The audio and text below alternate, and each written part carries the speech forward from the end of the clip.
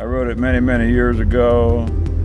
And actually, I wrote it with a lady named Rattlesnake Annie.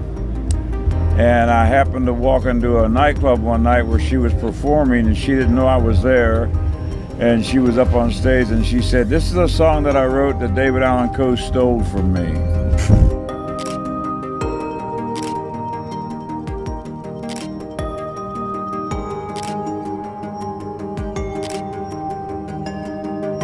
David Allan Coe was born on September 6, 1939 in Akron, Ohio, into a world of hardship. His early life was anything but stable, marked by poverty, neglect, and a deep-seated rebellion that would define his entire career. With no structure or discipline at home, he quickly found himself at odds with authority. By the age of 9, he was already in reform school, setting the stage for a life filled with conflict, crime, and incarceration. As a teenager, Coe was repeatedly arrested for theft, disorderly conduct, and various other offenses, earning him multiple stints in juvenile detention centers and, later, prison.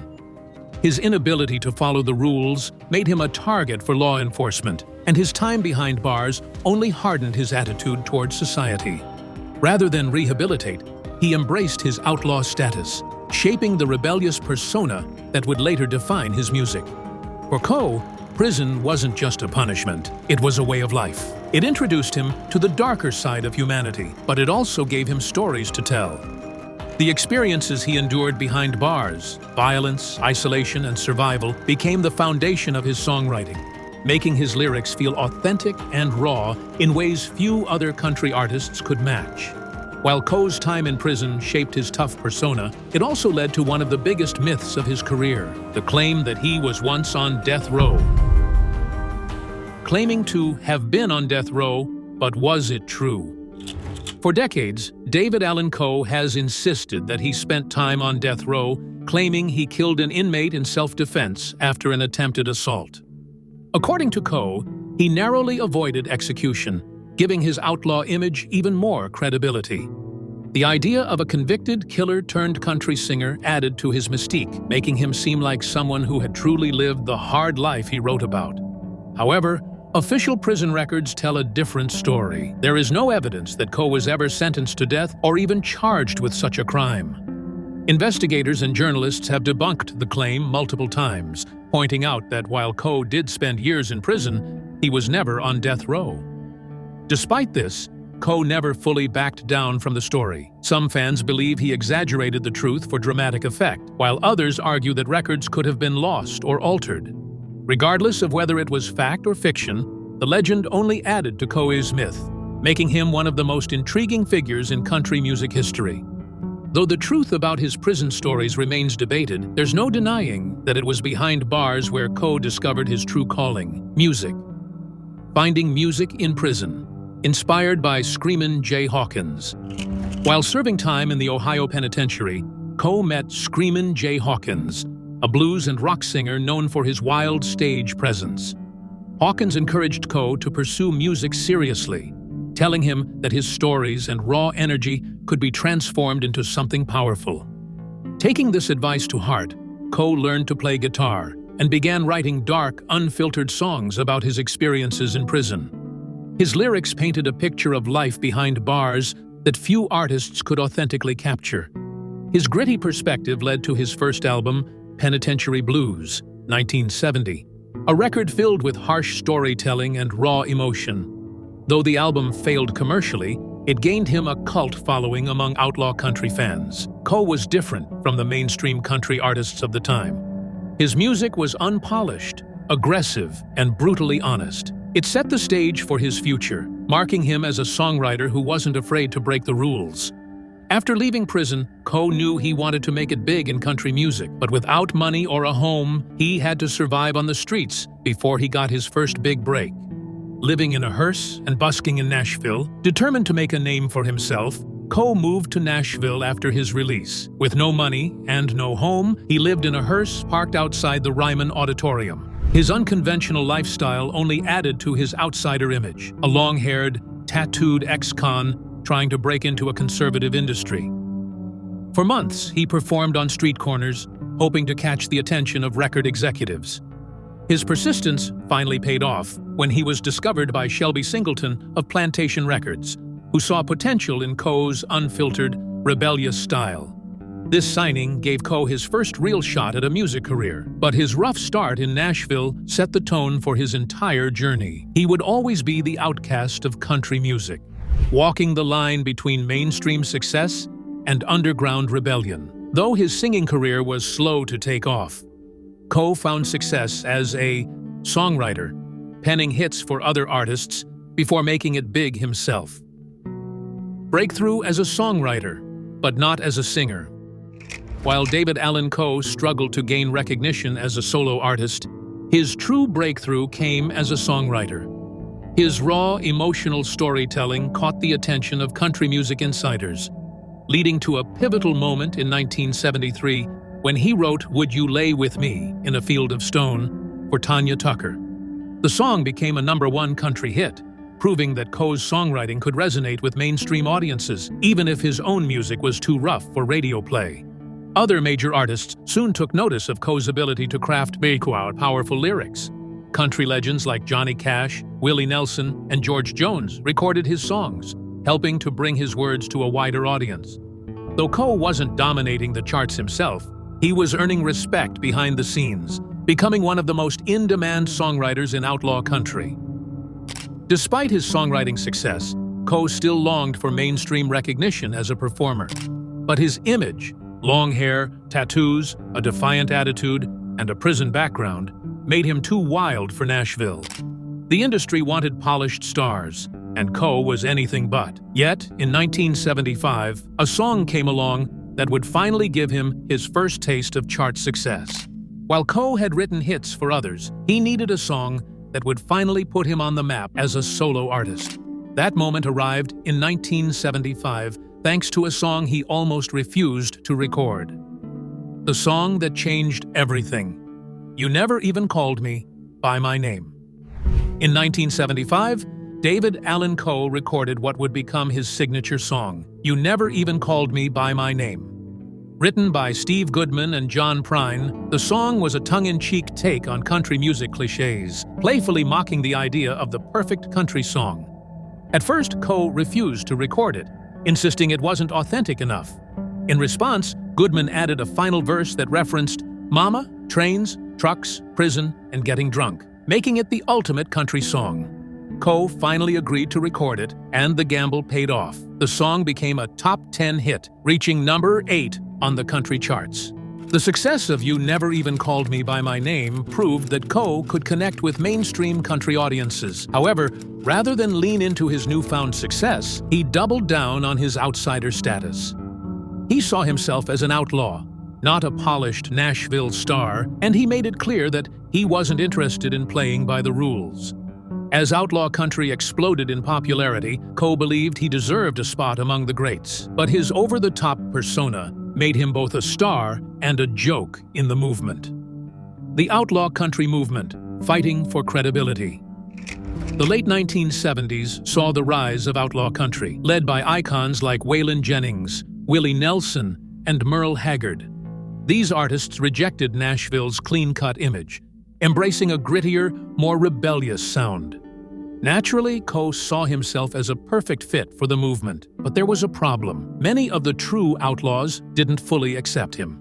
Part of the issue was Coe's exaggerated persona. He wore rhinestone-studded suits, a Lone Ranger mask, and flamboyant stage outfits that made him look more like a parody than a serious artist.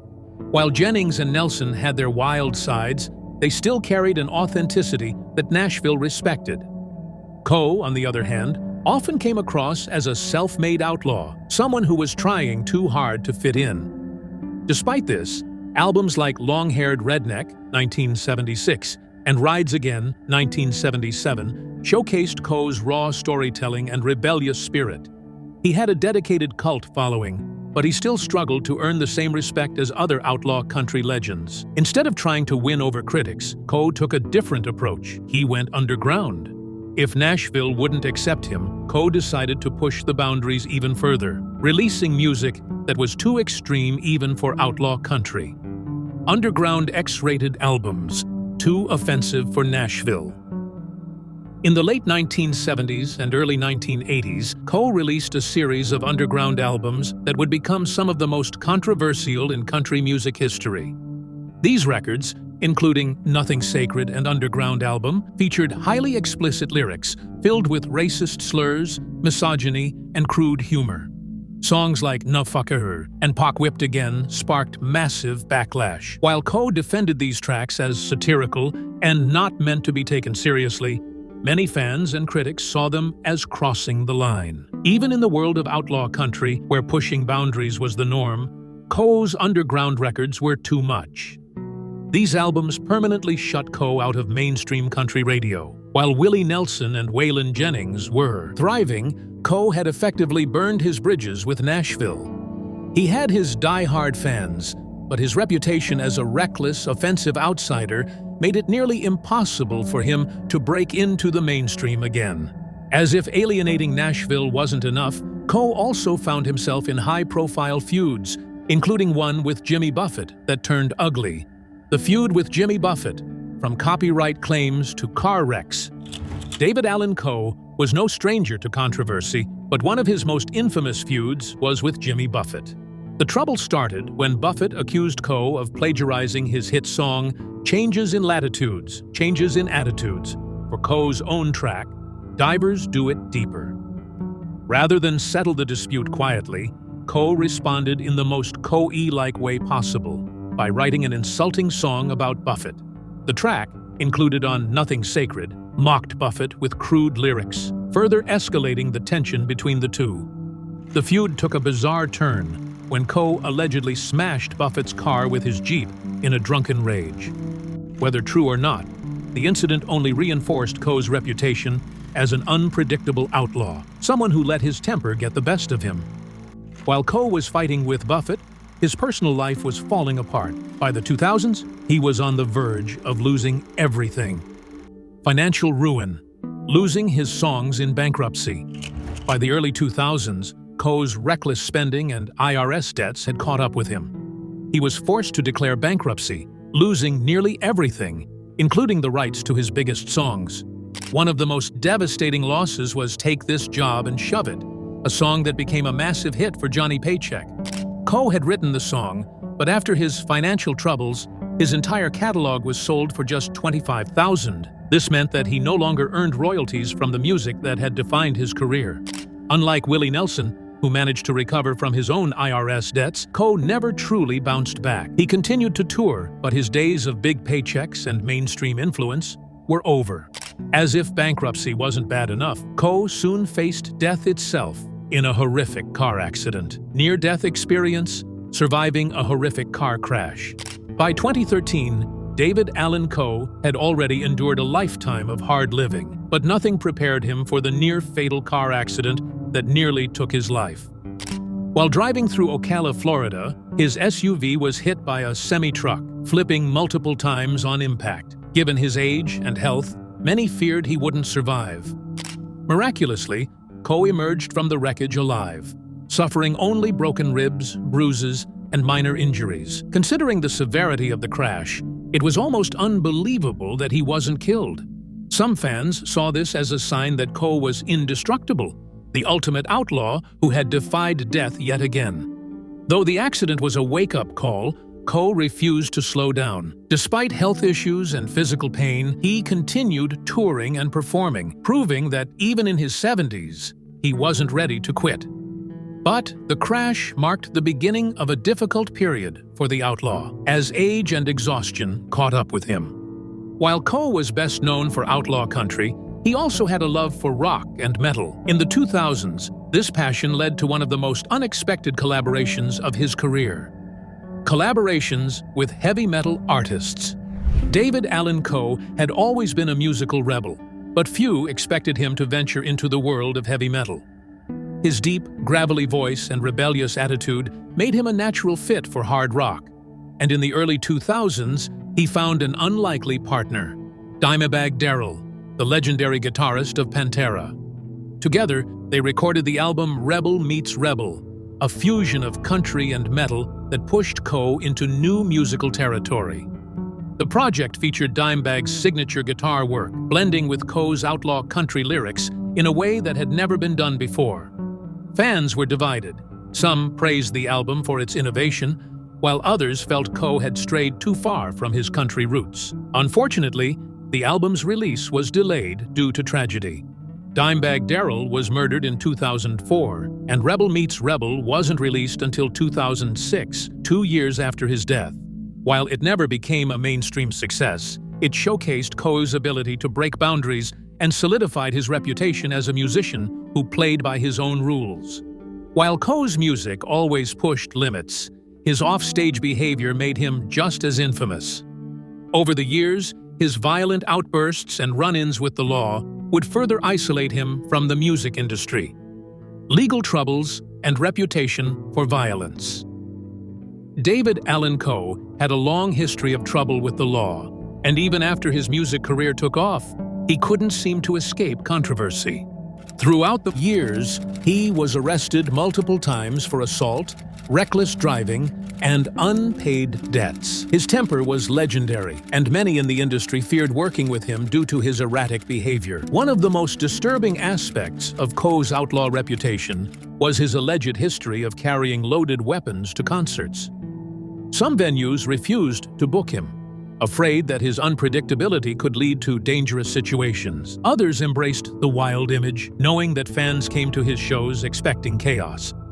Despite the legal troubles and violent reputation, Coe maintained a dedicated fan base. His supporters saw him as a true outlaw, someone who lived by his own rules and refused to apologize for who he was. However, as the years passed, his controversial persona began to take a toll on his career. As Coe entered his later years, the years of hard living finally caught up with him. Though he refused to quit, his health and career were both in serious decline.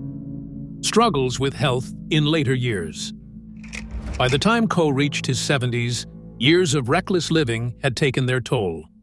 He suffered from heart disease, chronic pain, and mobility issues, making it difficult for him to perform. Despite his declining health, he refused to retire, continuing to tour well into his late 70s and 80s. However, his performances were not what they used to be. His voice had lost much of its power, and his energy on stage was a shadow of what it once was. Fans who attended his later concerts noticed the stark contrast between the electrifying outlaw of the past and the frail man struggling to keep up with his songs. Some shows were cut short, and attendance dwindled as newer generations moved on. Even with these struggles, Coe's dedicated fan base remained loyal. They admired his resilience, his refusal to give up, and his unapologetic approach to life. But it was clear that his era was coming to an end, marking the final chapter of a career that had been both brilliant and destructive. With his career winding down, one question remained. How would David Allan Coe be remembered? Was he a true outlaw genius? Or was his legacy overshadowed by controversy and self-destruction? David Allan Coe's legacy: genius or tragedy? David Allan Coe's life and career remain one of the most polarizing stories in country music. His songwriting brilliance is undeniable. He wrote some of the most iconic country songs, helping shape the outlaw movement alongside legends like Willie Nelson and Waylon Jennings. But his reckless decisions, controversial lyrics, and self-destructive nature ensured that he would never achieve mainstream respect. To some, Coe is a country music legend, a fearless artist who refused to conform. He paved the way for outlaw country and influenced countless musicians who admired his raw, unapologetic style. His work as a songwriter continues to inspire, and songs like Take This Job and Shove It remain staples of country music history. To others, Coe is a cautionary tale, a man who had immense talent but let his own actions ruin his chances at greater success. Unlike Johnny Cash or Willie Nelson, who overcame their struggles and found redemption, Coe remained a self-imposed outsider, often pushing away the very people who could have helped him cement his legacy.